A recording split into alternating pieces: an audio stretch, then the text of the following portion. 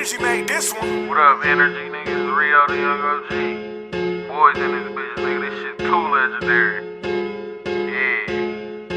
Yeah. Freshman year, college dorm. My high school friends put on Numbers by Rio the Young OG, featuring his Flint peer and frequent collaborator, RMC Mike. 14 lines in one pop, got me 2 weeks. 15 Glocks in one chop, we'll clear 2 streets. I don't like drinking green lean, that shit too cheap. 16 zips a Girl Scout, just give me 2 apiece. 17 for a bricker, look like blue cheese. Tide Pop 18 perks, now you got mood swing. Flint and Detroit rappers are quickly rising to the forefront of today's popular music. 42 Dugg, Sada Baby, and YNJ have all not only made a name for themselves in the street rap scene, but also changed the way that trap music is handled as a whole. Rio is a member of this rising force in Flint and Detroit rappers, but his approach is a little bit different from the rest of his peers. While many hip-hop artists, especially those in the traposphere, focus on portraying the hardest image possible for credibility, Rio does so for comedic purposes. A self-proclaimed shit talker,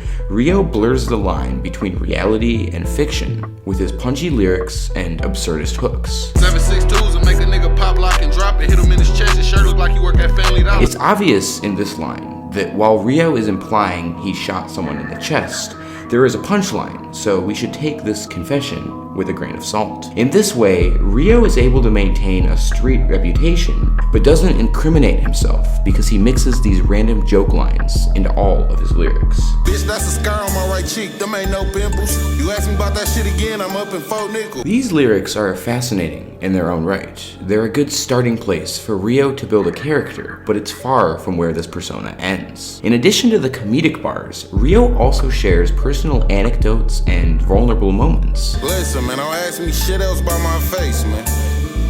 Ain't no motherfucking pimple, bitch. I've been through real shit in my life, dumbass.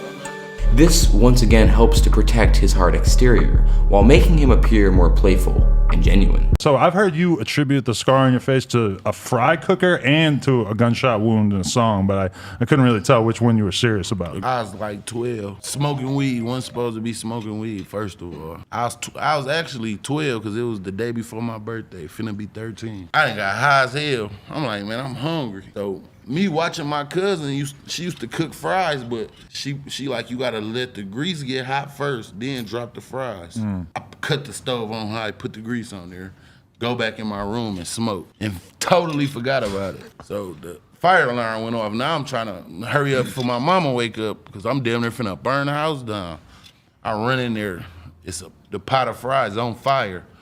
Mind you, I'm 12, so I see fire, all I think is water. Like I'm trying to ease my way to the sink. I cut the water on and fucking put the pot of grease under the water. Hit me in the face, my whole right side of my face, my neck. But I'm thinking I'm straight. I'm like, it's just grease, because it didn't burn when it hit me. I'm like, I'm just greasy. And when I got the wipe in my skin, that shit was like peeling. Then it got the burn, and I had to go wake my mama up. I'm like, man, I don't know what the fuck happened. Do you feel like it made you tougher and funnier and able to handle your shit more? Because like you don't seem like the kind of person that would ever let you say anything about you now at this point. Yeah, like it really made my character for real, because it showed me how strong I was mentally. Rio owning up to the way he hurt himself and being able to build it into his confidence builds his character and honestly his entire rap persona.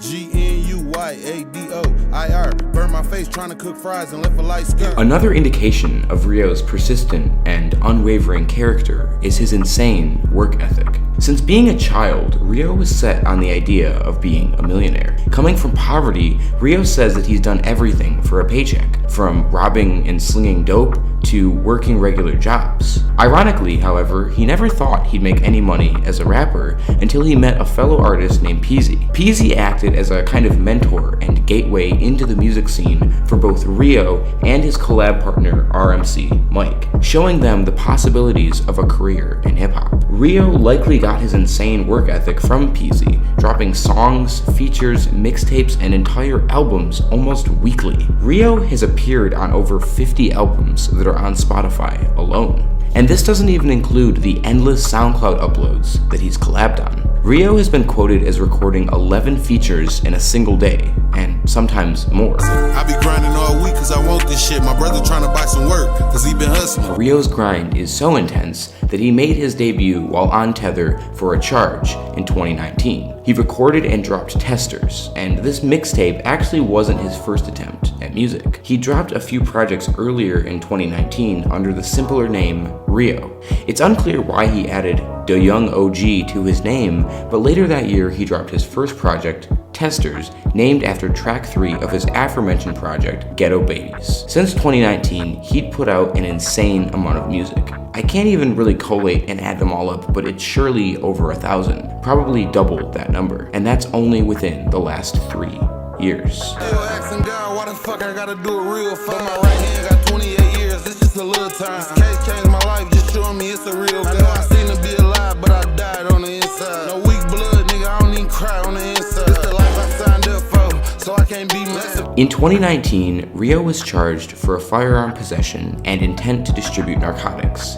crack, and heroin. In and out of the court system for the past 2 years, and on bond, Rio has just been sentenced to 44 months in prison over the summer of 2021. Rio has a fairly clean criminal record, so it's possible that he'll be released early, but until then, he left behind an abundance of content for his team to post so that he can continue to grow his fan base. Personally, I've been streaming pretty much every day to support Rio and his Ghetto Boy collective. I might turn myself in a Prada jumper. Just know when I get out, a helicopter coming. Man, them bitches hit your baby with conspiracy. Took the blame for a phone call, it wasn't really. Them bitches grabbed me, Ty, A. Lee, and my nigga C. Talking about the fucking city boys, you kidding me? At first, Rio might appear to be an average Flint artist, with his bars about street life and intimidating exterior, but that's pretty far from his full story. He's self-aware, determined, and hopefully soon to be the next big rapper from Michigan. If you enjoyed the snippets of his songs that I played in this video and wanted to support his music, I made a playlist with some of my favorite songs of his that I will link down in the description. He dabbles in many genres, including slow jam influenced R&B beats and classic Flint songs. The biggest draw of his music, of course, is the endless hailfire of punchlines that beg to be rewound so that you can catch them again. But for me, his appeal lies in the duality of his persona. Rio, Flint's hilarious, shit-talking, authentic storyteller. Hey, I just thought of something. Am I a trick? Cause I just fucked this bitch and bought her something. I got on sandals cooking dope at my whole house. You know this shit finna be good, I got my toes out. Poppy, why you shopping in the mall? You 21 forever. It's all worth it. Yeah, no, we did it, hell yeah.